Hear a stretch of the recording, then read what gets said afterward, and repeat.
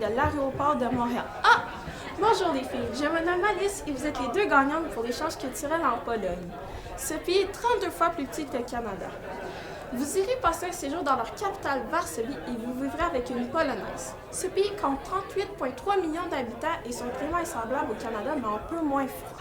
Oh mon Dieu, nous allons dans une capitale d'environ 1,8 million d'habitants, 37 provinces territoriales. Allez vite, Pia! Nous allons manquer notre envol vers l'Europe de 6h45 minutes. Bon, retournons au studio maintenant.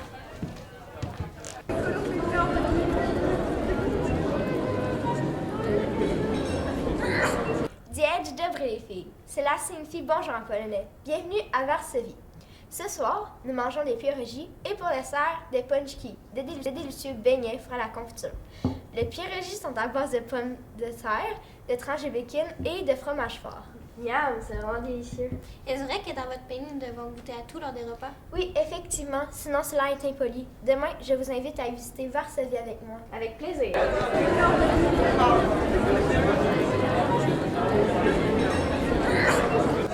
Qu'est-ce que ce mot, Victoria?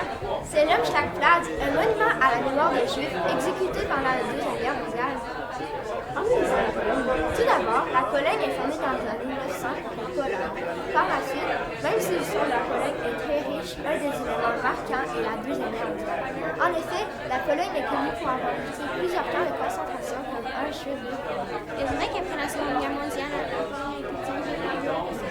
Oui, en effet, il a fallu 67 ans avant de retourner une démocratie. Malheureusement, il y a eu plusieurs centaines de milliers de Juifs.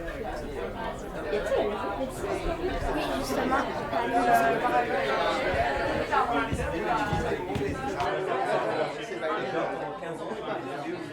Bonjour mesdames, bienvenue à notre musée. J'aurai le plaisir de vous parler de Frédéric Chopin, un célèbre compositeur et pianiste de la Pologne. Il a vécu de 1810 à 1849 et a marqué l'histoire de la Renaissance. Une de ses œuvres majeures est Nocturne. Oui, on peut penser à Roman Polanski, un célèbre réalisateur qui a gagné 6 Oscars. Ses œuvres sont reconnues mondialement. Il existe encore plein d'autres personnages importants, comme le pape Jean-Paul II, qui a été pape de 1978 à 2005.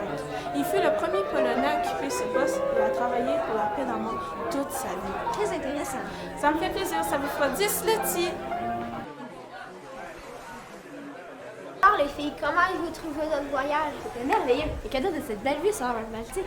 Les filles, je suis heureuse de vous avoir rencontrées. Pour finir ce voyage en beauté, prenons un verre de vodka, la boisson nationale de la Pologne.